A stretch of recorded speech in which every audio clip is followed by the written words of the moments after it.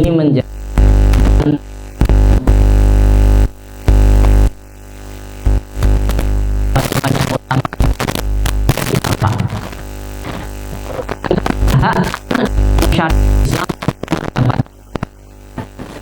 selagi masih kecil, ia tidak memiliki harta, masih kecil, belum mampu mencari penghasilan, dan ia tidak memiliki harta. Nafkah bagi anak kecil terus diberikan oleh ayah hingga atau ahli warisnya hingga si anak bisa memperoleh harta atau ia sudah dewasa dan mampu mencari penghasilan. Dewasa ini standarnya baligh, Pak. Dewasa ini standarnya para ulama ketika mereka mencapai usia baligh. Ketika seorang anak mencapai usia baligh, maka orang tua ini tidak wajib lagi memberi nafkah dengan beberapa catatan ketika anak sudah baligh. Jika si anak mencapai usia dewasa, di sini nyebutnya dewasa, usia baligh itu dalam kondisi miskin atau tidak mampu mencari penghasilan, bila laki-laki maka ayah ini tidak wajib memberinya nafkah. Kan normalnya masih berada di rumahnya ya. Tetapi anak sudah tidak, maaf, ayah tidak wajib memberi nafkah. Nanti pendapat lain, ayah tetap memberi nafkah ketika kondisi anak ini baligh tapi fakir ya, tapi fakir, nggak punya penghasilan, nggak punya apa. Maka yang seperti itu ayah tetap ngasih nafkah. Kecuali bila si anak ini tidak mampu mencari penghasilan karena sakit, entah lumpuh, entah kondisi sakit yang memang tidak mungkin kan, atau ada anak-anak yang terlahir dalam keadaan tidak seperti biasanya, tidak seperti orang normalnya, ada sindrom dan sebagainya, sehingga di umurnya yang sudah baligh anak tidak mampu memenuhi hajatnya sendiri. Nah, yang seperti ini maka anak ini tetap wajib diberi nafkah atau faktor-faktor yang lainnya. Nah, berkaitan ini Bapak Ibu, ada beberapa kondisi kapan nafkah itu diberikan kepada anak ya, kepada anak. Ketika anak masih kecil, belum baligh, maka orang tua wajib, khususnya ayah tadi ya, wajib memberinya nafkah. Nah, saya bukakan catatan yang lain. Lalu kapan nafkah itu menjadi tidak wajib? Satu, ketika anak kecil ini kaya, Pak. Jadi anaknya sendiri tapi kaya, entah dia dapat apa, dapat warisan atau lain sebagainya, sehingga anak kecil sebenarnya tidak wajib mendapatkan nafkah. Kemudian yang kedua, orang yang sudah baligh yang fakir. Jadi orang yang sudah baligh meskipun fakir, itu sebagian pendapat mengatakan ini tidak wajib diberi nafkah. Nanti pendapat lain dikatakan, nah yang kayak gitu wajib dikasih nafkah. Jadi meskipun sudah baligh tapi fakir, pendapatnya ada yang wajib dikasih nafkah, ada yang tidak. Kemudian anak yang mampu bekerja. Anak, kalau disebut anak berarti belum baligh ya Pak ya. Anak yang sudah cari penghasilan sendiri. Anak ini sudah mampu memenuhi urusannya sendiri. Ada nggak kira-kira di anak-anak kita? Ya nggak tahu. Ini kalau dengar cerita Bapak Ibu berkaitan dengan pendidikan anak di Gaza itu. Anak-anak 9 tahun itu mereka sudah diajari untuk merasakan betapa payahnya menjadi bapak. Betapa payahnya menjadi bapak, sehingga anak-anak itu nanti kerja, nyuci mobil, nyuci motor dan sebagainya. Intinya mereka itu ditanamkan bahwa urusan nikah, urusan punya anak itu urusan tanggung jawab gitu. Urusan tanggung jawab. Sehingga mereka nanti ketika sudah dewasa di umur baligh itu betul-betul standarnya sudah siap nikah, betul. Jadi siap ini beda dengan saat itu nikah ya. Jadi siap ini pada urusannya dia sudah mampu dalam urusan mentalnya, mampu dalam urusan ilmunya, bahkan dalam urusan memberi nafkah tadi. Sehingga anak-anak di Gaza itu umur 9, 10 tahun itu dilatih betul, dikenalkan, bahkan mereka mencari pekerjaan-pekerjaan yang membantu urusan keluarganya. Ini kalau kita membaca sirah Bapak Ibu, baca sirah Nabi kita Muhammad SAW, Rasul itu ditinggal wafat oleh ibunya di umur 6 tahun. Lalu ikut simbahnya umur 6 tahun sampai 8 tahun. Umur 8 tahun ikut simbahnya meninggal. Abdul Muthalib itu meninggal, lalu ikut pamannya namanya Abu Thalib. Karena Abu Thalib ini anaknya banyak, maka Rasul ini, Abu Thalib ini anaknya banyak lalu miskin. Ketika Rasul menyaksikan situasi itu, muncul kepekaan, Pak, dalam hati si anak. Bocah 8 tahun, Pak. Ini prakutab, belum prakutab ya. Kutab berapa, Bu? 1 ya. Kutab kelas 1, kelas 2. Jenengan mungkin tugi griya nonton putrane. Ini tanpa disuruh Abu Thalib. Dalam sirah itu dikatakan dia memiliki kepekaan. Rasul ini memiliki kepekaan yang sangat luar biasa, lalu kemudian pengen bantu si Abu Thalib ini, pamannya, untuk memenuhi keperluannya, memenuhi hajatnya. Maka dia bekerja menggembalakan domba. Nanti ada 2 kaidah berkaitan dengan kepekaan lalu bantu dengan bekerja. Kemudian yang kedua berkaitan dengan gembala domba. Maka anak-anak di umur 8 tahun kayak Rasul di saat itu bekerja menggembalakan domba. Artinya ini menjadi satu pengingat kepada kita bahwa anak-anak kita di umur yang kecil itu hendaknya kita latih urusan-urusan yang sebetulnya itu menjadi persiapan mereka di masa baligh. Jadi kita tidak terus-terusan memanjakan mereka, tidak terus-terusan meladeni urusan-urusan mereka. Ada kalanya mereka kita ajari hal-hal yang sebetulnya itu sudah dilakukan oleh orang-orang dewasa. Tapi kita juga harus sadar, Pak, ukurannya, kadarnya kita sesuaikan. Sehingga ketika mendengar kisah orang-orang Gaza, anak-anak orang Gaza, bagian dari penanaman tanggung jawab menjadi seorang bapak itu, mereka kerja di sana di sini itu menjadi hal yang sangat lumrah sekali, Pak. Dan itu bukan sebagai mempekerjakan anak, tidak, tetapi kita sedang melatih anak-anak kita. Sekali lagi nanti kadarnya disesuaikan di keluarga masing-masing. Nah, maka anak-anak dengan kondisi seperti itu tidak wajib diberi nafkah. Tadi ya, anak kecil yang kaya, kemudian sudah balik, terlebih lagi mampu memenuhi urusan sendiri. Dia dagang misalnya, bisa jualan jualan buku, jualan makanan di rumah, buat makanan di waktu luangnya, sehingga habis itu dia menjualnya dan pendapatannya mungkin bisa mencukupi urusan dia selama satu bulan. Maka yang seperti ini orang tua tidak wajib memberi nafkah. Kemudian anak yang mampu bekerja, anaknya termasuk anak yang belum balik mampu bekerja. Anak yang mampu bekerja ini dikategorikan sebagai anak yang kaya. Nah, karena nafkah ini berkaitan dengan makanan, pakaian, dan tempat tinggal yang diberikan kepada anak itu. Berarti makanan, pakaian, tempat tinggal yang diberikan pada anak itu. Nanti yang di dalam kitab ini dikurangi, Pak, makanan dan pakaian, makanan dan pakaian, sehingga tempat tinggalnya tidak. Di Minhajul Muslim dikatakan makanan, pakaian, tempat tinggal. Kalau ini lebih ringan, jadi makanan dan pakaian. Nah, dari sini Bapak Ibu, kita bisa mengambil satu kaidah bahwa ketika anak ini bertambah usianya, kita harus senantiasa mencermati bahwa anak ini harus pada usia yang sangat siap nantinya. Ketika mereka balik, kita harus menyadari standar-standar baliknya anak-anak kita ini. Sehingga anak umur 9 kita cermati, balikmu kira-kira 3 tahun lagi tuh. Kira-kira anak sudah mulai siap atau belum? Anak 10 tahun, 11 tahun. Selain urusan ibadah, misal sholat yang paling utama itu, urusan-urusan semacam ini juga hendaknya kita cermati. Berarti urusan keterampilan hidup mereka mampu tidak mengelola hartanya. Hal-hal seperti itu senantiasa kita cermati. Mampu tidak mereka mengelola hartanya? Contoh, Pak, saya kasih contoh. Ada anak ketika hari-hari biasa uang sakunya normal-normal saja lah. Lalu kemudian ketika hari raya dapat apa?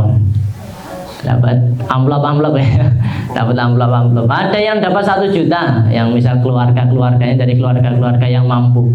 Ada yang dapat 500.000, 300.000 dan lain sebagainya. Lalu kemudian habis lebaran ini kan anak mulai megang uang. Ya kadang-kadang dicek lah, anak-anak itu uangnya untuk apa. Karena kalau kita nggak hati-hati, ada anak yang bawa uang misal 800.000, 700.000, itu habis dalam waktu seminggu ya. Kira-kira untuk apa itu? Gini apa Pak? Jenengan Pak? Gikulaan gitu ya. Yang dagang ya. Yang dagang gikulaan. Tapi untuk anak-anak itu untuk apa itu? Untuk apa? Maka hal-hal seperti ini perlu kita cermati, Pak. Perlu kita cermati. Kenapa? Karena kalau kita ujo gitu ya, Pak. Diumbar terus gitu, apa-apa diiyakan, seakan padahal secara tubuh sudah dewasa, secara umur sudah dewasa, kita nanti akan melewati masa yang sangat penting untuk menyiapkan mereka. Nah, nanti kalau mereka dah punya keluarga, dah punya istri, dah punya anak, itu ternyata terlalai persiapan itu. Apa yang terjadi? Ya sudah, ketika dapat harta mereka tidak mampu menahannya. Ya wis nggo jajan, wis buh ya. Nah, maka hal sederhana kayak gini juga perlu kita persiapkan. Mengingat apa? Mengingat nafkah itu menjadi tidak wajib ketika anak sudah mencapai usia balik. Tidak wajib di sini bukan jatuh pada haram ya Pak. Jadi ini kita nggak boleh menyimpulkan kepada haram. Tidak wajib di sini tidak jatuh pada kondisi haram. Kemudian dikecualikan bagi anak-anak yang menempuh jalan ilmu atau menuntut ilmu. Ini pada kondisi anak-anak kita normal ya Pak. Yang menuntut ilmu itu dari TK, SD, SMP, SMA sampai kuliah. Nah, maka nafkah ini wajib bagi orang tua Pak. Jadi ulama sampai ngasih pengecualian bagi orang tua, bagi anak yang menekuni jalan ilmu, hafal Quran, dalami ilmu syariat, wis apa wae lah yang sedang kita saksikan kondisi hari ini, maka orang tua tetap wajib memberikan nafkah meskipun anak dalam kondisi balik. Kenapa? Kita tidak menyibukkan mereka dengan pekerjaan yang itu bisa melalaikan dari ilmunya tadi. Cerita Bapak Ibu, dulu Imam Abu Hanifah itu menjadi ulama yang sangat kaya. Lalu punya murid namanya Abu Yusuf. Abu Yusuf ini miskin, Pak. Abu Yusuf ini miskin dari keluarga yang miskin, sehingga ibunya menginginkan Abu Yusuf itu membantu pekerjaan di rumah, dipekerjakan, ya bekerjalah, bantu urusan di rumahnya, entah toko atau apa. Lalu kemudian Abu Yusuf ini sering bolos karena memenuhi tugas si ibu, karena harus bantu pekerjaan, mencari keperluan di rumah agar tercukupi urusan makan, urusan minum, urusan yang dasar-dasar itu agar tercukupi. Maka Imam Abu Hanifah ini karena mengetahui potensi Abu Yusuf ini, lalu didatangilah ke rumah si ibu. Lalu dikatakan, wahai ibu, jangan dipekerjakan anak ini, biarkanlah dia cari ilmu. Maka kira-kira si ibu ini masih tetap berdalih, tetap mempekerjakan si anak karena kondisi ekonomi yang memprihatinkan. Maka Imam Abu Hanifah mengatakan, ya sudah Bu, tak beasiswai gitu. Saya beasiswai.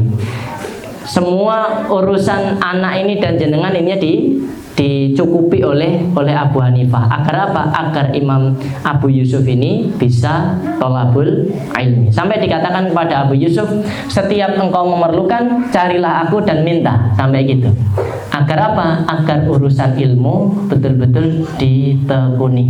Jadi bapak-bapak, ibu-ibu, ketika anak-anak kita ini dalam proses mencari ilmu, maka urusan nafkah tetap menjadi tanggung jawab panjenengan. Hanya saja ini tidak berarti tadi kita tidak berarti membiarkan mereka tanpa persiapan, ya. Tidak membiarkan mereka tanpa persiapan untuk hidup mandiri. Di umur-umur SD, SMP, SMA, bahkan kuliah itu kita sudah mulai memikirkan, meskipun ini anak tetap saya kasih nafkah, gimana saya tetap didik mereka agar tidak menjadi anak yang dikit-dikit minta dan minta.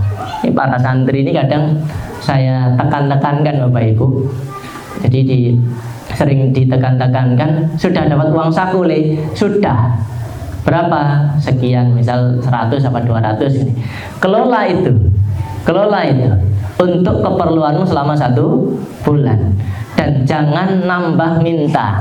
Boleh nggak nambah minta? Boleh. Dalam kaidah ini nambah minta boleh, Pak. Kenapa? Tadi urusannya anak ini sedang mencari ilmu. Karena anak ini sedang mencari ilmu, keperluan-keperluan dasar mulai dari pakaian, peci dan sebagainya itu tanggung jawab orang tua. Tetapi di satu sisi kita juga harus ngajarkan, jangan mudah-mudah minta ke mereka. Minta tambahan apa? Ini perlu apa enggak? Kadang anak itu kan hanya pengen ya Pak ya, hanya pengen. Lalu pas telepon atau pas penjengukan, Bu, bulan depan pesannya ini ya, wah sudah dapat 1 rentetan. Hati-hati yang sudah pernah mendapatinya ya, 1 deret itu ya, kadang banyak banget. Itu kadang hanya gara-gara urusan sederhana, karena pengen koncone gitu. Karena pengen koncone lalu ditulis itu. Nah, maka yang seperti ini kadang ya tidak menyalahkan juga. Perlu dididik tadi Pak, perlu diajari. Ada kalanya nahan, ada kalanya kita mempertimbangkan urusan itu. Kalau Ustaz Fauzil itu kepenginan atau kebutuhan. Kalau hanya kepenginan ya nggak usah dipenuhi. Tapi kalau itu sebuah kebutuhan, ya sudah harusnya dipenuhi. Cek. Ya. Cek. Oh ini soundnya ini. Ada Mas Anis nggak? Oke, saya lanjutkan. Jadi anak-anak itu kadang saya sampaikan cek. Nah, sudah.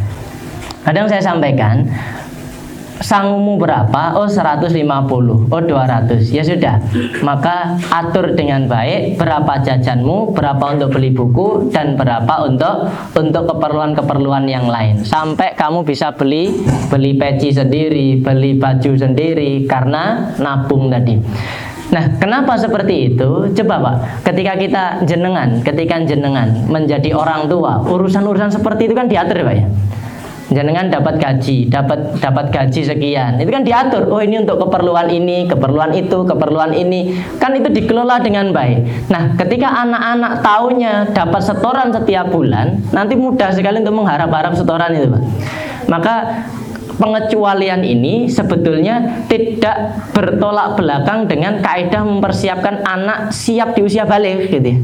Jadi kaidah tetap memberi nafkah di saat mereka menuntut ilmu ini tidak bertolak belakang dengan kaidah mempersiapkan mereka di usia baliknya. Tetap dikasih nafkah sambil dipersiapkan sebaik-baiknya, diberi wasiat, diingatkan, nih kamu kelola, ditanya uangmu untuk apa saja dan lain sebagainya. Anak memiliki keinginan mau beli jam misalnya, jamnya harganya 400.000 ya. Kan jam ya rada keren ya. Kaidahnya larang sekalian, yang penting apik dan awet gitu ya. Sementara uang sakunya misal di saat itu betul-betul 400.000 dalam 1 bulan. Ketika anak, wah, tunggu besok ibu datang gitu ya. Tunggulah ibu datang. 400.000 datang. Anak yang pandainya akan mengelola Pak, 400.000 untuk 1 bulan. Tetapi anak yang tadi tidak melatih dirinya tadi, ya 400.000 langsung dipakai untuk beli jam hanya sehari. Habis itu 29 hari nek pengen dan sebagainya, nek tahan, nek enggak ngutang sono. Disinilah pentingnya kita untuk pelan demi pelan ngajarkan kepada mereka urusan itu bukan urusan yang yo kamu tinggal nerima gitu, tapi rada diajari pahit titik lah gitu ya. Rada diajari pahit. Oh kamu mau jam berapa harganya? 400.000 ya nabung mau. Ibu kasih kamu sebulan 400.000 ya nabung pokok 25.000 atau 50.000. Yang 350 untuk keperluanmu, sehingga anak nahan untuk beli keperluan yang di luar luar angka normalnya ya 400.000. Nah, hal-hal seperti ini tetap bisa kita jalankan Bapak Ibu. Sehingga anak ketika sudah lulus kuliah, ya kira-kira sudah lebih tangguh dan siap. Kok lulus kuliah? SMA sudah lebih tangguh dan siap. Keterampilan hidupnya punya, urusan pengelolaan hartanya jadi, ya sehingga dapat uang betul-betul akan dikelola dengan sebaik-baiknya. Karena beberapa kali anak-anak yang SMA itu ketika lulus bekerja kaget ketika pegang uang sebulan gajinya UMR kira-kira gitu ya. UMR Jogja pinten Pak? 2 juta. Belum pernah pinten Bu? 2.300.000. Ya, 2.300.000 kira-kira ketika langsung bekerja gajinya UMR. Kalau tidak dilatih kaget itu. Kaget. Uang itu akan digunakan ya urusan-urusan yang urusan-urusan yang temeh cepat habis kira-kira gitu. Nah, ini kaidah untuk anak laki-laki. Sementara untuk anak perempuan, maka seorang ayah wajib memberinya nafkah hingga dia menikah. Meskipun ia mampu mencari penghasilan. Jadi di umur belasan, umur 15, 16 kok sudah mampu mencari penghasilan sendiri, maka yang seperti itu orang tua tetap wajib memberi nafkah. Ini catatan penting bagi orang tua. Ayah tidak boleh mendorongnya untuk bekerja atau mempekerjakan dengan imbalan upah. Tindakan ini menurut beliau berarti menyodorkan si perempuan kepada fitnah dan penyimpangan. Kenapa? Ini kepada kaidah yang utama lagi Pak, bahwa tugas ibu yang paling utama yaitu urusan anak dan harta suaminya nantinya. Berarti urusan ibu ini betul-betul urusan rumah dituntaskan dulu. Sehingga urusan yang seperti ini dituntaskan, nanti kira-kira akan lahir generasi-generasi yang tangguh karena dididik oleh ibu-ibunya di dalam rumahnya sendiri. Ada pengecualian ketika bekerjanya di rumah itu boleh. Kan hari ini pekerjaan di rumah banyak ya. Napa? Jahit di rumah Ibu. Jahit. Berarti keterampilan itu perlu diajarkan. Jahit. Kemudian apa malih? Jualan online, sekarang online luar biasa jualan online. Lalu apa malih? Laundry, buka laundry di rumah. Difasilitasi oleh orang tuanya nggak apa-apa ya, nggak apa-apa. Tetapi sekali lagi ditanamkan dengan baik bahwa tugas kalian wahai anak perempuan, nanti yang punya anak-anak perempuan ini Bapak Ibu, tugas kalian adalah di rumah, itu yang paling utama. Dan kemuliaan kalian adalah ketika kalian ini betul-betul menghabiskan waktu dengan ibadah. Ketika kalian punya anak nantinya, maka habiskan untuk mendidik anak-anak kalian. Nah, Bapak Ibu-ibu yang dirahmati Allah, kita sudah pernah membincangkan. Jadi benteng yang dirusak oleh musuh-musuhnya Allah itu adalah keluarga, Pak. Keluarga. Jadi yang dirusak itu tidak jauh-jauh, maksudnya tidak dari yang gede-gede, sehingga perusakannya nanti perlahan demi perlahan. Yang dirusak pertama adalah rumah dulu. Rumah yang dirusak pertama adalah istri. Sementara perusakan istri dari kecil. Perusakan istri dari kecil. Dari kecil itu dari mana? Dari proses pendidikan mereka yang tidak disiapkan untuk menjadi ibu yang baik gitu. Jadi prosesnya bukan serta-merta dari kondisi ibu, tidak, tetapi proses perusakannya dari ketika anak ini masih kecil, orientasinya dijauhkan kemana-mana. Hebatnya perempuan itu kalau bajunya kayak Barbie itu gitu ya, Barbie ya. Celananya segitu, bajunya kurang bahan dan sebagainya, rambutnya dipirang dan sebagainya. Jadi mulai dari penampilan fisik sampai kemudian kamu harus bekerja ini itu, kamu harus menjadi wanita karir dan sebagainya, jarang disiapkan. Dok, kamu harus jadi ibu yang solehah untuk anak-anakmu besok. Kamu kuliah agar bisa didik anak-anakmu. Ya rugi ya. Rugi betul Pak. Nguliahne putri ini sampai S1, S2, S3 kur ndekem ning kok ndekem ini karena ya kur ning omah wae Pak. Rada kasar iki. Tetapi tinggalnya ibu di dalam rumah itu Masya Allah, itu suatu urusan yang sangat luar biasa. Berarti ibu nggak boleh keluar dengan syarat dan ketentuan berlaku gitu ya. Ketika urusan-urusan rumah ini betul-betul tuntas Pak. Maka ketika urusan rumah tidak tuntas, maka anak-anaknya jadi terlantar. Maka ketika anak-anaknya terlantar, mereka juga akan tumbuh nggak jelas kayak gimana. Akhirnya mereka juga tumbuh dewasa. Jadi kerusakannya mulai berderet dan berderet. Seperti estafet, Pak. Seperti estafet yang sedang rusak. Dari orang itu kan tadi saya bilang, mulai dari rumah, kemudian istri ini tidak langsung dirusak saat itu, tetapi dari orientasinya ketika masih kecil, tumbuh menjadi remaja dan sebagainya. Apa yang dirusak, apa yang dipalingkan? Yang dipalingkan yang paling pokok sekali berkaitan dengan tauhid. Yang kedua berkaitan dengan kebanggaan, Mbak. Tauhid ini berarti berkaitan dengan keimanan. Kalimat la ilaha illallah ini semoga kapan-kapan kita bisa membahasnya. Kalimat la ilaha illallah tidak lagi tertanam kuat di dalam dadanya sehingga senantiasa takut dengan urusan masa depan dan merasa sedih dengan sesuatu yang sudah berlalu. Kemudian yang kedua kebanggaan ini urusannya kebanggaan ini yang saya contohkan, misal jenengan tindak teng mriki ngagem motor tahun 65 ya. Motor tahun 65 kan tua banget ya Pak. Wis suarane utuk ya. Dikomentari orang dari mana-mana. Boyo ganti toh Pak ya. Boyo ganti. Bahkan istrinya sendiri komentar, "Pak, boyo ganti sudah keren gitu ya." Sudah keren. Tapi jenengan mengatakan, "Oh, Bu, wong iki titisane Jenderal Sudirman ya." Ini warisannya Jenderal Sudirman sampai saya. Maka ini nggak akan saya jual, akan selalu saya pakai. Itu urusannya kebanggaan, Pak. Meskipun sudah kondisinya kayak gitu, tetapi di dalam hati ini bangganya luar biasa. Nah, kebanggaan dalam apa, Pak? Kebanggaan terhadap Islam. Kebanggaan terhadap Islam nggak boleh luntur. Seringkali orang ini bangganya kepada Islam luntur, lalu kemudian mengadopsi urusan-urusan lain, sehingga Quran menjadi nggak keren, menjadi orang yang berada di dalam rumah menjadi nggak keren, Ibunda Maryam yang senantiasa berada di mihrab ibadah dan sebagainya itu, wah itu nggak keren, harusnya perempuan itu menjadi selebgram dan sebagainya. Jadi orientasi dirusak, Pak. Mulai dari apa tadi? Tauhidnya dirusak, lalu kemudian urusan kebanggaannya dirusak. Nah, maka dari sini Bapak Ibu, para perempuan itu ketika mereka hendak bekerja, dalam catatannya Dr.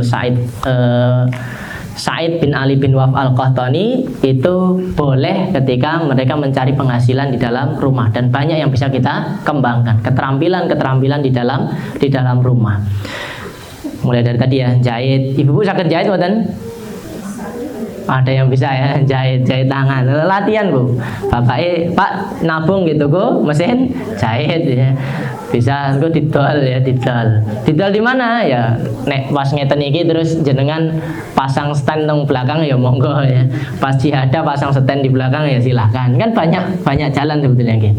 Nah, Bapak Ibu-ibu yang dirahmati Allah, ini berkaitan dengan wajibnya nafkah bagi bapak, dengan kondisi kalau anak laki-laki seperti yang saya sampaikan tadi, dengan anak perempuan sampai mereka menikah.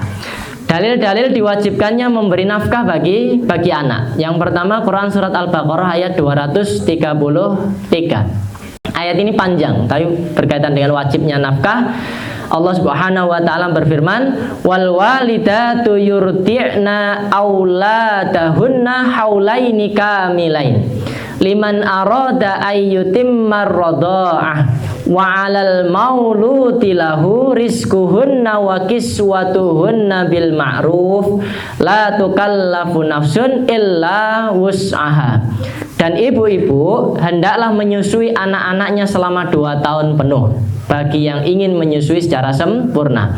Dan kewajiban ayah menanggung nafkah dan pakaian mereka dengan cara yang patut. Nah, tadi berkaitan dengan nafkah tadi, yaitu penjelasannya berkaitan dengan makanan, urusan yang pokok, dan pakaian.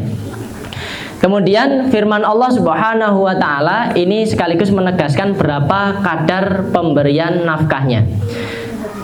Dalam Quran surat At-Tolak ayat 7, Allah Subhanahu wa taala berfirman, liyunfiq dzu sa'atin min sa'atih wa man qudira 'alaihi rizquhu falyunfiq mimma atahullah la yukallifullahu nafsan illa ma ataha sayaj'alullahu ba'da usri yusra. Hendaklah orang yang mempunyai keluasan memberi nafkah menurut kemampuannya. Ya, kira-kira yang kaya gitu Pak ya. Kaya yang memberi nafkah itu sesuai dengan kemampuannya. Kalau di hari itu dalam urusan makanan kok ya bisa daging, bisa gitu ya kasih daging gitu ya. Kalau setiap hari pagi bisa ikan, siang bisa daging, malam tempe tahu dan sebagainya silahkan. Tetapi ini khususnya kondisi orang yang berkecukupan. Dan orang yang terbatas rizkinya hendaklah memberi nafkah dari harta yang diberikan kepadanya. Ya, secukupnya ya, secukupnya. Ya, kalau setiap hari lauknya nopo? Yang murah nopo, Pak? Tempe satu untuk bertiga gitu ya, enggak apa-apa, ya enggak apa-apa. Karena kondisi orang beda-beda. Artinya gini Bapak Ibu. Kadar nafkah ini dalam agama tidak ditentukan. Kalau ditentukan, yang diberi kesempitan harta repot, Pak. Susah ya. Sehingga kadar pemberian nafkah ini sekali lagi tidak ditentukan. Ketentuannya ketika orang ini kaya, mampu, berkecukupan, ya sudah, tunaikan dengan sebaik-baiknya. Tetapi ketika kondisinya sedengan gitu ya, sedengan atau berkecukupan atau apa gitu ya, kurang gitu ya, kurang, maka juga sama. Satu tempe untuk bertiga itu sudah memberi nafkah. Bukan nanti diprotes sama ibunya, jenengan ini loh Pak, tugasnya memberi nafkah, masa satu tempe bertiga. Ya memang kondisinya kayak gitu, kondisinya kayak gitu. Sehingga suami istri ini hendaknya senantiasa paham situasi satu sama lain. Selama si bapak melakukan upaya sungguh-sungguh gitu. Ketika si bapak kok malah kelelar tidak mau menunaikan tanggung jawabnya, nah ini yang masalah. Tetapi ketika si bapak ini menunaikan tanggung jawabnya sebaik-baiknya, cari sana, cari sini, bekerja sana, kerja sini, tapi kok atas izin Allah hanya mendapatkan urusan penghasilan yang sangat sederhana, cukup gitu ya, maka yang seperti itu hendaknya saling memahami. Sehingga kadar nafkah pada urusan ini tidak ditentukan jumlahnya, menyesuaikan. Yang bisa banyak monggo diberi banyak, yang bisa sedikit diberi sedikit.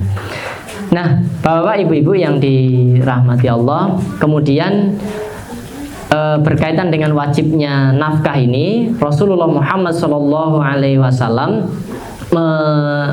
meriwayatkan, maksudnya bersabda berkaitan dengan nafkah ini, sebaik-baik sedekah adalah apa yang lebih dari ketercukupan.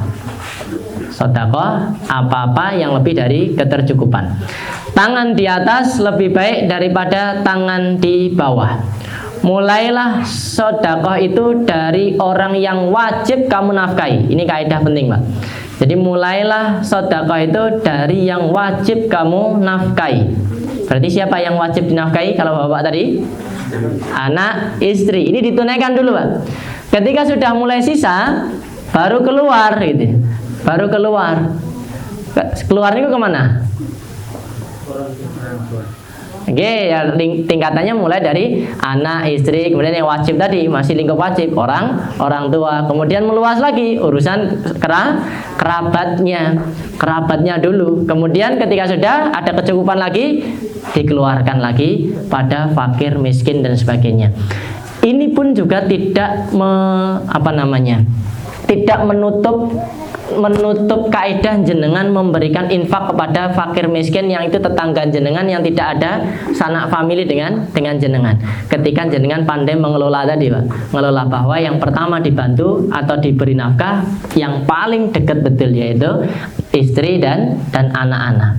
Kemudian keluar orang tua dikasih kelebihannya, kemudian kerabat ini banyak atau dikit, Pak?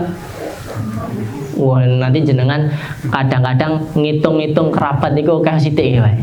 Karena kerabat yang ditanam-tanamkan oleh orang-orang barat itu, jadi yang disebut kerabat itu Bapak Ibu, itu hanya satu, bapak, ibu, anak, udah hanya ini aja. Jadi keluarga kecil, Pak. Tetapi dalam Islam ini sebetulnya kita diajari keluarga itu keluarga besar, yang keluarga besar ini jadi kerabat itu, Pak. Jenengan gadah bapak, gitu. Jenengan gadah bapak, istri jenengan juga punya bapak, bapak jenengan punya adik, punya adik, bapak istrinya jenengan juga punya adik. Terus jadi adiknya itu juga punya anak lagi. Itu kerabat sekali dengan kita, sehingga adanya terah itu sebetulnya itu ngajarkan masih budaya Islam yang sangat luar biasa. Tapi seringkali terah itu juga tidak menjadikan kita saling kenal, Pak. Datang gue sapa ora kenal, tak HP-an dhewe wae lah gitu ya. Sudah saking terasingnya orang bahkan dengan kerabatnya sendiri. Ini tantangan gitu, tantangan. Di keluarga kami belum membudaya, Pak, urusan terah-terah kayak gitu. Kalau jenengan punya terah, wis pokoknya jenengan harus berpengaruh di terah itu, Pak.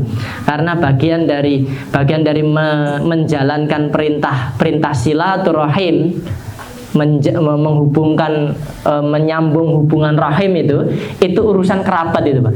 Kerabat yang bisa memanjangkan umur, nambah rizki, itu urusan rahim, bukan orang jauh, Saya tindak ke rumah jenengan, lalu saya mengatakan, Bapak, Ibu, yang pertama ini saya tujuannya ke sini untuk silaturahim. Itu sebenarnya tidak pas, Pak.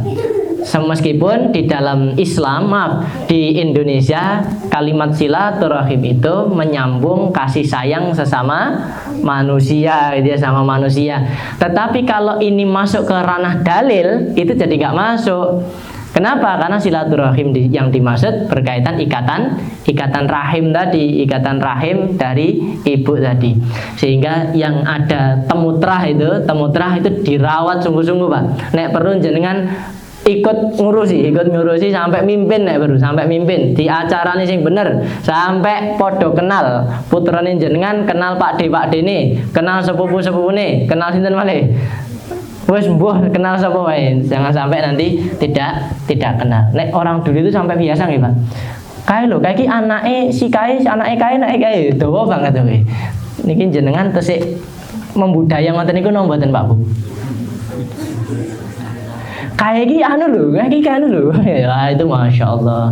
Dalam urusan ini saudara-saudara kita Nahdiyin itu Masya Allah, itu masih memiliki urusan luar biasa, Pak. Kemampuan luar biasa dalam urusan nasab kayak gitu. Kayak sapa? Kayak iki anake kayak iki tibake ketemu rombahmu ki ning kene lho. Itu wis jelantri-jelantri luar biasa. Nah, itu di ibu kami masih, ibu sama bapak kami. Tiba di anake lali, gak roh. La haula wala quwata illa billah. Nah, Bapak Ibu-ibu, yang seperti ini ternyata penting untuk kita sampaikan kepada anak-anak bahwa urusan keluarga itu bukan hanya keluarga kecil, tetapi keluarga yang sangat besar sekali. Bukan hanya simbah, tapi sampai buyut. Buyut itu juga punya adik, simbah juga punya adik dan punya kakak. Iki anaknya simbah loh, anaknya adik simbah dan sebagainya. Nah, itu kita kenalkan. Dalam rangka apa? Dalam rangka memenuhi tanggung jawab ini, Pak. Ketika urusan keluarga kita sudah tertunaikan, maka harta kita ini kita keluarkan. Keluarganya kemana? Saudara-saudara kita yang bisa jadi masih sangat kekurangan, yang kadang kesana kemari, utang sana utang sini, memang betul-betul utang dalam keadaan tidak mampu, dalam kondisi nggak mampu, sementara kita punya kecukupan. Nah, kita berikan sana dulu, kita bantukan orang di mana-mana, kita bantu, Pak. Tetapi ternyata adiknya simbah punya anak, nah anaknya itu yang terlalaikan dari kita. Nah, ini yang kadang kita perlu hati-hati. Nah, Bapak Ibu yang dirahmati Allah, maka pemberian sedekah itu mulai dari yang wajib kita nafkahi, yang wajib yang tadi yang saya sebutkan 6 tadi, yang kita masih ada kewajiban di situ. Seorang perempuan berkata, ini untuk menunjukkan wajibnya si bapak atau laki-laki memberi nafkah kepada si perempuan itu. Si perempuan itu mengatakan, silahkan kamu memberiku makan atau kamu menceraikanku, gitu ya. Jadi kalau kamu memang sudah tidak siap untuk memberikan nafkah, ya sudah ceraikan, gitu ya. Kemudian budak berkata, berikan aku makan dan pekerjaan. Jadi pekerjakan aku, maaf. Jadi ketika saya memberi nafkah, maka itu silahkan dipekerjakan. Anak-anak berkata, beri aku makan kepada siapa kamu hendak meninggalkanku. Siapa lagi yang mengurusi anak-anak kita? Wong bapak ibunya masih. Orang-orang bertanya, wahai Abu Hurairah, ini karena riwayat Abu Hurairah, apakah kamu mendengarnya dari Rasulullah? Abu Hurairah menjawab, tidak. Ini kesimpulan Abu Hurairah. Ini ada tambahan dari Abu Hurairah berkaitan dengan dialog tadi. Nah, Bapak Ibu yang dirahmati Allah, lalu ada kondisi yang rada unik ini di masa sahabat, yaitu terjadi pada keluarga Hindun bin Utbah dan suaminya yaitu Abu Sufyan. Keduanya masuk Islam ketika Fathul Mekah. Hindun ini yang memakan jantungnya Hamzah di perang Uhud ya, di perang Uhud karena dendamnya kepada Hamzah yang sudah membunuh bapaknya Utbah bin Rabi'ah. Hindun ini bertanya kepada Rasulullah SAW, lebih tepatnya mengadukan. Seraya berkata, wahai Rasulullah, Abu Sufyan orang yang sangat kikir dia, orang yang sangat kikir. Kebiasaan orang Arab tuh nyebut nama langsung tuh biasa nih Pak ya, biasa. Jenengan ibu-ibu nek nyebut jeneng bapaknya langsung, iya Bu? Mboten nih, jarang nih. Pak, ngoten iki. Ini kebiasaan orang Arab tuh biasa nih Pak. Langsung nyebut. Begitu pula kita kalau nyebut-nyebut nama sahabat ya enggak Syekh Umar bin Khattab radhiyallahu anhu, enggak gitu ya Pak ya. Atau Syekh Abu Bakar As-Siddiq yang jadi rada wagu ya. Jadi Hindun ini menyampaikan bahwa Abu Sufyan orang yang sangat kikir. Dia tidak memberiku nafkah yang cukup untukku dan anakku, kecuali aku mengambil dari hartanya secara sembunyi-sembunyi tanpa ia ketahui. Berarti ini apa namanya Pak? Curi. Maka boleh enggak kayak gitu? Dosa enggak ya? Tindakanku ini dosa enggak ya? Jadi Hindun kira-kira berada di dua pilihan. Nek aku nggak ngambil, anakku biye dan urusan hidupku biye gitu. Maka ya sudah, Abu Sufyan punya uang kok ya, diambil. Maka apa kata Rasul? Rasul bersabda, ambillah yang sekedar cukup untukmu dan anakmu secara patut. Jadi ibu-ibu boleh, nek kira-kira bapak rada pelit, ya rada pelit. Itu wong tahu kok gajinya rada banyak atau penghasilan rada banyak, tapi urusan keseharian tidak ditunaikan dengan baik, urusan anak juga tidak ditunaikan dengan baik, maka dicek Bu. Ning dompetnya bapak ibu ono kae gitu disimpan. Nah, tetapi kadar yang cukup, tidak sampai lebih Pak. Cukup itu apa? Ketika keperluan sangat dasar itu terpenuhi. Kecukupan makan hari itu sudah terpenuhi. Urusan pakaian, anak-anak klambinya sampai bolong-bolong kabeh gitu ya. Bapaknya duitnya gedebel gitu ya. Kok enggak ngasih? Ya sudah, ambil seperlunya untuk membelikan pakaian bagi anak-anaknya. Istrinya juga klambinya tempelan semuanya. Bapaknya klambinya wanyir-anyir ya. Bapaknya klambinya anyir-anyir. Saben dino ngelapi mobile gitu ya, ngelapi mobile. Wah, istrinya pakaiannya tempel-tempel lah, itu secukupnya. Tapi ingat Ibu, secukupnya ketika keperluan sangat dasar tadi itu terpenuhi. Ini ulama juga mengambil kaidah, apa iya sih Abu Sufyan sepelit itu? Wong ini sahabat gitu ya. Apa iya toh Abu Sufyan sepelit itu? Maka jadi Pak. Sahabat itu dalam sebuah riwayat dikatakan generasi yang terbaik. Ketika ada sifat yang rada aneh di mereka, para ulama itu berusaha mencari sebetulnya itu gimana toh biar muslimin ini tidak menghujat mereka, biar muslimin tidak menghujat mereka. Maka para ulama ini mencari penjelasan, kira-kira berijtihad gitu ya. Kikirnya Abu Sufyan itu kira-kira gimana gitu ya. Kikirnya Abu Sufyan itu kira-kira gimana? Maka beberapa pendapat, satu diantaranya misal sebetulnya sudah dikasih tapi kurang gitu ya, Atau kemudian yang kedua, sebetulnya ini punya harta tapi untuk keperluan jihad, membiayai perang dan sebagainya, sehingga sampai keluarganya sendiri itu terlupakan. Nah, sehingga untuk menjelaskan kalimat kikirnya Abu Sufyan itu, Abu Sufyan sepelit itu. Ini sahabat yang dikatakan juga sahabat yang sangat utama, Islamnya baik setelah dia masuk Islam. Nah, sehingga ini menjadi batasan agar muslimin tidak sampai mencela, menghujat Abu Sufyan. Apa dampaknya kalau orang sampai mencela para sahabat? Ya berarti ada kelemahan iman. Nah, Bapak Ibu yang dirahmati Allah, kemudian ini berkaitan dengan keutamaan nafkah. Diriwayatkan dari Abu Mas'ud Al-Ansari, dari Nabi, ia berkata, apabila seorang muslim memberi nafkah kepada keluarganya dengan mengharapkan pahala darinya, dari pemberian nafkah tadi, maka nafkah itu menjadi sedekah baginya. Berarti kalau menjadi sedekah, artinya dia mendapat ganjaran dari pemberian nafkah tadi. Jadi jangan dibayangkan saya bersedekah itu tidak hanya kepada orang-orang di luar, fakir, miskin dan sebagainya, tetapi kepada keluarga, nafkah yang kita berikan kepada mereka itu juga sedekah.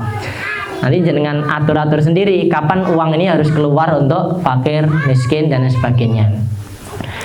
Kemudian diriwayatkan dari Abu Hurairah, ia berkata, Nabi Shallallahu Alaihi Wasallam bersabda, as-sa'i ala al-armalati wal miskin kal mujahidi fi sabilillah awil qaimi al-lail. Orang yang berusaha membantu janda dan orang miskin sama seperti orang yang berjihad di jalan Allah atau orang yang bangun malam dan berpuasa di siang hari. Artinya orang yang sampai mampu membantu mereka ini berarti urusan yang wajib tadi sudah tuntas. Terus boleh nggak kalau kita bantu mereka dalam urusan sedikit aja? Ya monggo silahkan ya. Karena di rumah misal terbatas dan sudah cukup sebetulnya, terus pengen tetap infak, nah itu kadarnya disesuaikan. Juga diriwayatkan dari Abu Hurairah bahwasanya Rasulullah Shallallahu Alaihi Wasallam bersabda, Qala Allah Taala anfiq ya ibna Adam, unfiq alaik. Allah Ta'ala berfirman, berinfaklah wahai anak Adam, niscaya aku akan berinfak kepadamu. Ini pembahasan nafkah, kok muncul sedekah, muncul infak. Tiga istilah ini sering dipakai secara bergantian, yang satu sama lain kadang saling mengambil. Untuk menyebut istilah nafkah dipakai istilah infak gitu. Bahkan untuk menyebut istilah zakat nanti menggunakan kata sedekah. Jadi urusan ini nanti melihat konteksnya. Ketika dicantumkan di sini oleh Syekh, maka berkaitan anfiq ya abna Adam, berarti ini berkaitan dengan nafkah tadi, berkaitan dengan nafkah. Niscaya aku akan berinfak kepadamu. Maka jangan sampai Bapak-bapak tanggung jawab penting ini kita lalaikan. Diriwayatkan dari Sa'ad, ia berkata, nah ini kaidah penting, Pak. Suatu kali Nabi Shallallahu Alaihi Wasallam menjengukku ketika aku sakit di Mekah. Jadi kira-kira sakitnya ini sudah sakit pada situasi hampir wafat, sudah nggak ada harapan ini. Lalu aku berkata, aku memiliki harta. Apakah aku bisa mewasiatkan seluruh hartaku? Kira-kira seluruh hartanya hendak diwasiatkan agar dibagi-bagi gitu. Maka beliau menjawab, tidak. Aku bertanya separuhnya. Beliau juga menjawab, tidak. Aku bertanya sepertiganya. Beliau menjawab, ya, sepertiganya. Dan sepertiga itu sudah banyak.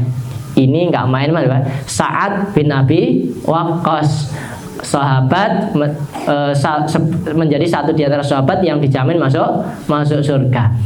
Mau ngasih seluruhnya, mau diwasiatkan seluruhnya nggak boleh, separuhnya nggak boleh, bolehnya sepertiga.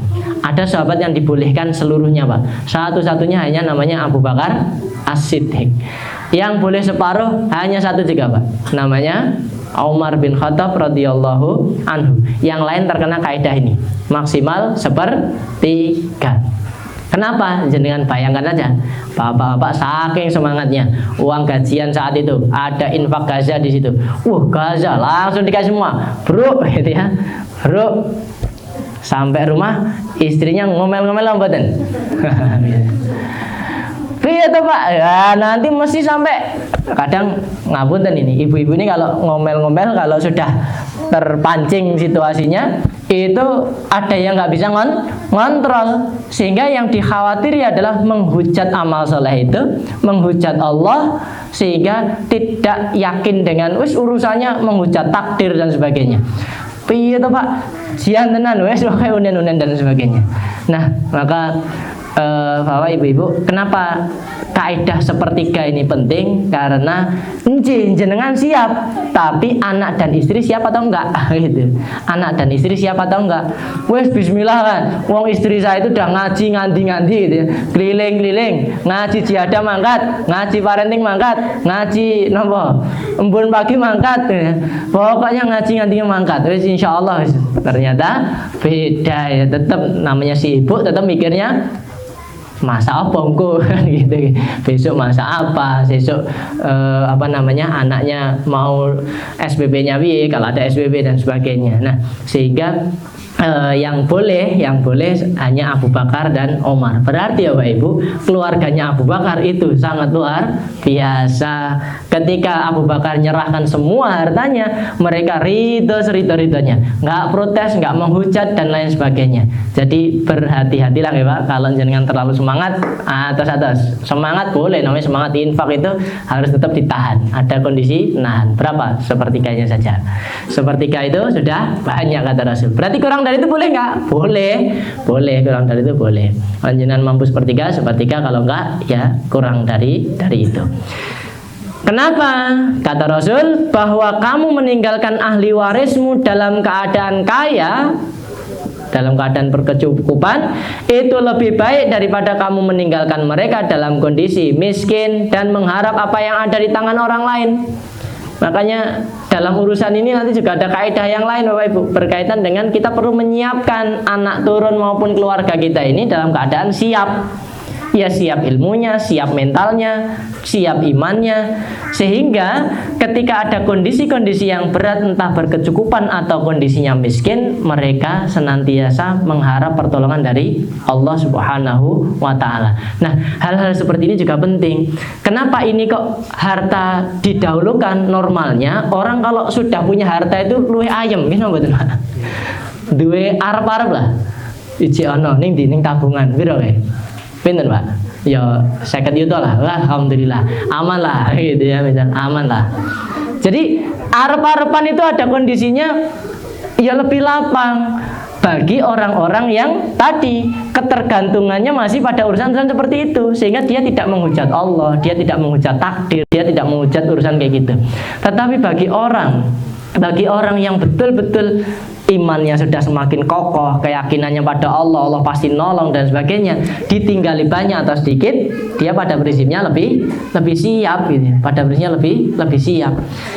Sehingga misal nanti ada warisan gitu ya, warisan wis ketok gede gitu, ya dibagi sing bener kan gitu, dibagi sing bener, bagi yang bener ketika orang tuanya sudah meninggal. Kenapa? Karena tidak khawatir lagi dengan harta, tidak khawatir lagi dengan harta.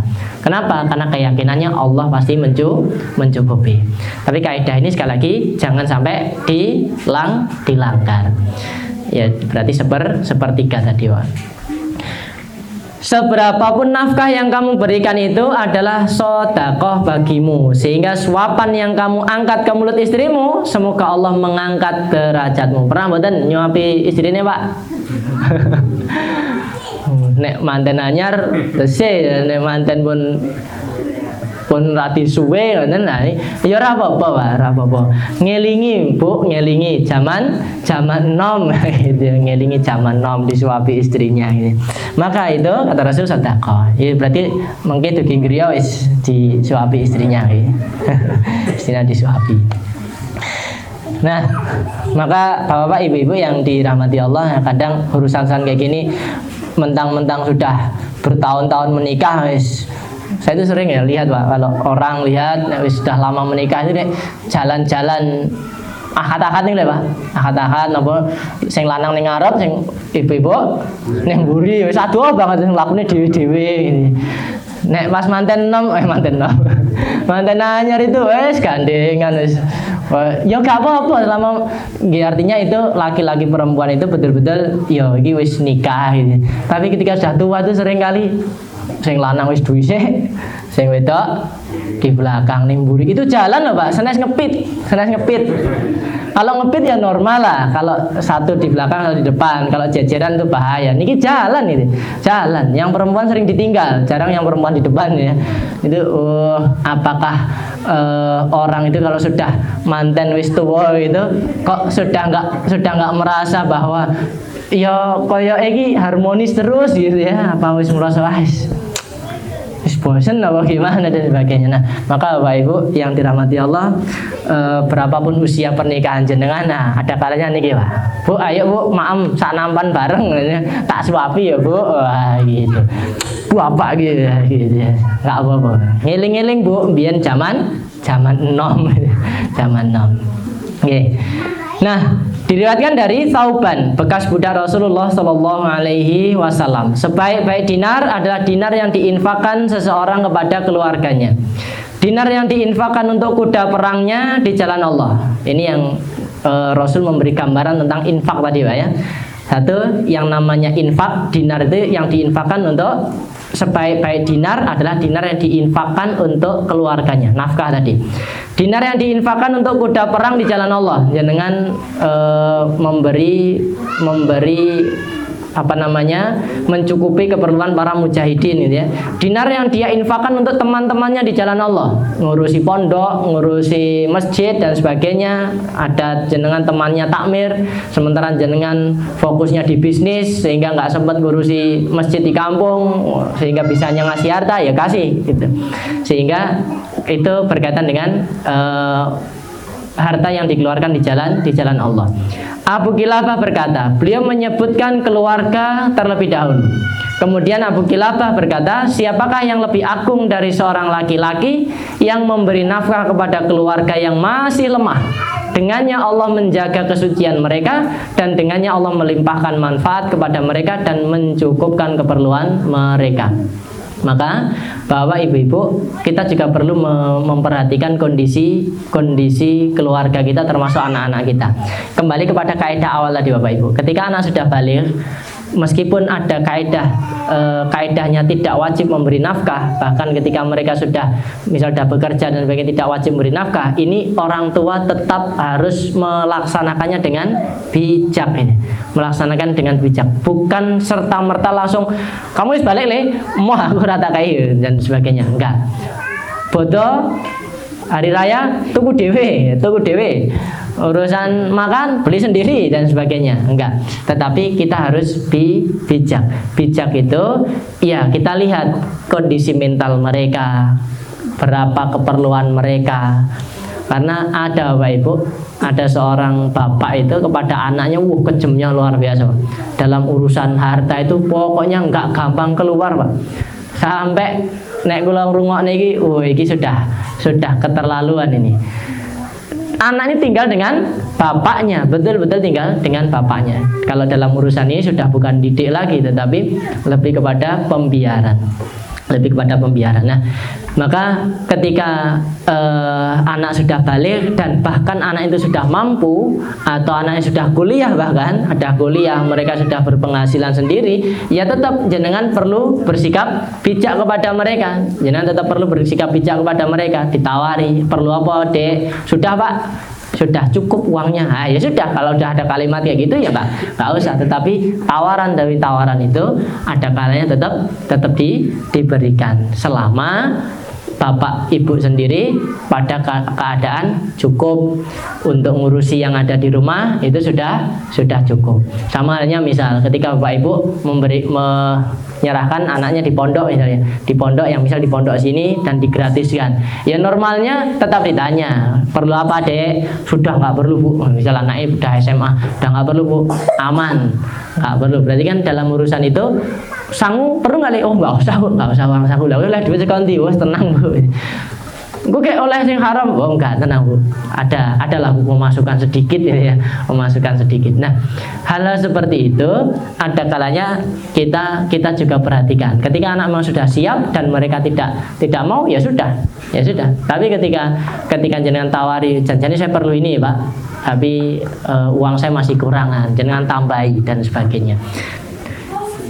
Kemudian hadis terakhir untuk sore hari ini Bapak Ibu, diriwayatkan dari Ka'ab bin Ujrah, seorang laki-laki berjalan melewati Nabi Shallallahu Alaihi Wasallam. Para sahabat Rasulullah Shallallahu Alaihi Wasallam melihat ketabahan dan giatnya. Jadi ada seorang laki-laki bekerja lalu melewati Rasul dan sekumpulan sahabat. Lalu mereka ini komentar. Koyoke si laki-laki ini rada mesakne gitu ya. Misal nenjenengan mesakne itu lihat apa Bu? Misal bakul apa itu Pak? Yang bawa sepeda terus sampai kursi bawa gitu, kadang mangkul dan sebagainya. Nah ini situasinya juga mirip kayak gitu Pak. Jadi ada orang cari nafkah pada kondisi sangat beratnya luar biasa. Ada bapak sepuh gitu ya, ada bapak sepuh. Pernah saya dapati ada ibu-ibu sepuh sangat sudah sepuh, jualan rambutan sama kerupuk. Lalu saya beli sambil dialog, "Mbah kok tasih pados ya to Mbah?" "Iya, ditinggali putu," katanya. Ditinggali putu. Lah terus Mbah Kakung nek omah nunggoni putune. Terus saya yang muter-muter. Lah dugi pundi Mbah? Sampai mana?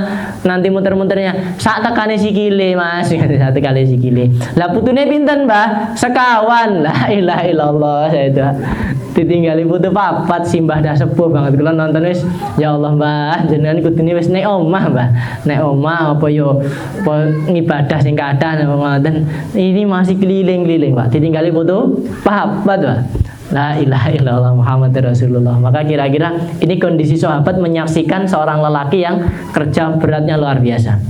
Nah, maka sahabat bertanya, "Wahai Rasulullah, andai saja jerih payah itu dilakukan di jalan Allah." Jadi ketika melihat kayak gitu, kalau itu dilakukan untuk Allah pasti manfaat ya Rasul, kira-kira gitu.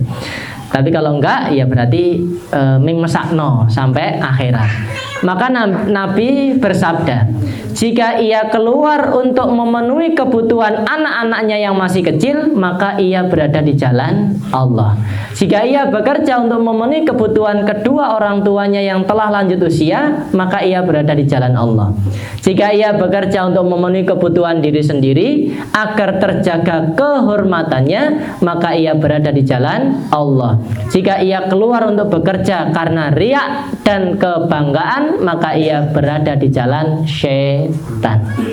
Berarti bekerjanya jenengan untuk anak-anak, untuk istri, untuk orang tua itu harus lurus niatnya karena Allah. Kenapa? Karena diakhiri dengan jika dia riak Pak. Jika dia riak, berarti yang sebelum-sebelumnya itu harus untuk Allah. Biar apa? Biar mendapat balasan fi sabilillah. Ketika itu untuk riya, maka itu orang tadi sedang berada di jalan syaitan. Jenengan dados napa kemawon, jenengan bekerja berangkat pagi ke sawah, ke toko, ke pasar, pokoknya ke tempat-tempat manapun, ngajar dan sebagainya, pastikan niatnya itu untuk Allah, bahwa ini perintahnya Allah. Sebagai seorang bapak saya harus menjalankan ini. Ya Allah, saya mengharap ridhomu. Maka kita berharap apa yang jenengan kerjakan, apa yang kita kerjakan setiap harinya. Setiap hari ya Pak? Setiap hari apa? Setiap harinya itu fi sabilillah. Makatan Bapak Ibu, mungkin kang sekedhik niki bermanfaat. Ada salah kurangnya mohon maaf. Saya kembalikan kepada Ustaz Wahyu Kurniawan. Assalamualaikum warahmatullahi wabarakatuh. Itu sebelumnya berharap tadi sebatas materi yang sudah disampaikan. Ini ada pertanyaan melalui email Ustaz.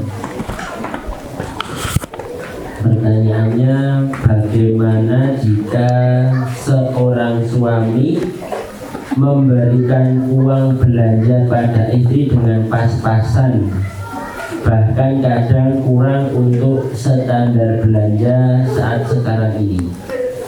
tapi di sisi lain justru suami ini merokok.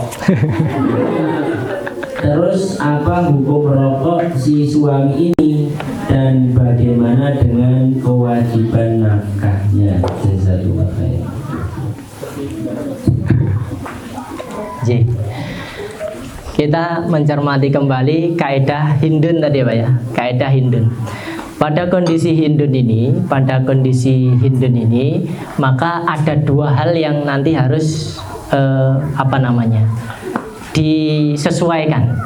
Yang pertama, kecukupan si istri terhadap urusannya dan urusan anak. Kemudian urusan si bapak dapatnya seberapa, gitu ya. Jadi kemampuan nafkahnya berapa? Dua ini disesuaikan.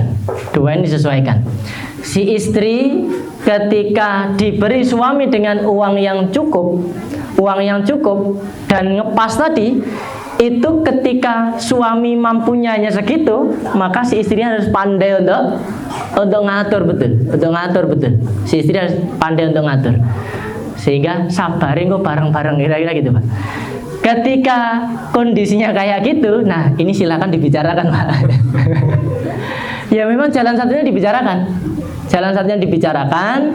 dengan baik. Pak, rokok berapa Pak? Ya rokok berapa? Sehari nanti dihitung-hitung Pak. Kalau rokok pinten regi rokok Pak? 5.000 Pak. Artinya memang ini harus dibicarakan Pak. Ketika ibu-ibu nanti ya monggo mau ngikuti Hindun ini ngambil jatah rokoknya untuk belanja. Tapi ketika si bapak ini nanti bukan orang yang dalam tanda kutip memahami kaidah agama dengan baik, itu nanti malah akan jadi perang gitu lah kira-kira ya, akan jadi perang. Maka sebaiknya dikomunikasikan Pak. Ini yang di online gitu. Maka disampaikan wahai ibu yang bertanya atau bapak yang bertanya itu ya keperluan normalnya berapa. Dihitung bareng-bareng normalnya keperluannya berapa, untuk makan sehari-hari berapa, untuk kemudian anak berapa. Ini nggak nambah loh Pak, ini ngepres, betul-betul wis ngepres. Lauk yang biasanya telur iki minggur tempe setugel meneh wis ngepres, betul-betul saya sudah berusaha ngirit nih. Tapi segini Pak, dan ini masih kurang. Sementara Bapak ini masih beli apa tadi ya? Rokok dan sebagainya. Maka urusan rokok ini harus bijak betul Pak. Urusan rokok itu kan bukan, tapi jadi repot juga Pak. Ketika yang rokok ini bilang, aku mending ramangan timbang rokok ini. Ini juga repot sekali. Jadi artinya memang urusannya harus dialog yang baik. Karena rokok ini kan keperluan yang kesekian Pak. Keperluan yang rentetannya ya entah keberapa gitu ya, Yang paling utama ya urusan makan sehari-hari, urusan pakaian anak istri sebagainya cukup. Ya intinya urusan anak istri ya terjamin. Mereka nggak sampai istrinya ngutang ke sana kemari ternyata suaminya wis gitu ya, dan nggak main-main ya, sehari satu bungkus gitu ya, harganya 20.000. Ayo itu lumayan gitu ya, 20.000 kalau peng 30 berapa Pak? Saya itu geleng-geleng Pak, ada orang sehari 3 bungkus ya. Sehari 3 bungkus itu dia bilang harganya 25.000, 25 atau 30.000, 3 bungkus berarti sehari pinten? Pakai 30.000, 90.000 sebulan. Wah, anggaran rokok itu ternyata sangat besar. Maka saya hanya menyarankan Bapak yang bertanya itu dikomunikasikan dengan baik, karena keperluan istri harus pada prinsipnya harus tercukupi, dan kecukupannya ini juga harus memperhatikan kemampuan suami. Tapi kalau sudah sampai bisa beli rokok, tapi nggih ditonton nggih rokoknya Pak. Nggih rokoknya yo saler nggo sebulan apa seminggu itu. Ya iki jenenge sama tetap. Tapi kalau sudah sampai setiap hari kau sebungkus, sehari setengah bungkus, ya itu hitungannya sudah sangat banyak sekali. Nah, itu silahkan nanti dikomunikasikan dengan sebaik-baiknya. Jangan sampai ada sesuatu yang malah lebih buruk, yaitu pertengkaran dan sebagainya. Wallahu a'lam bishawab.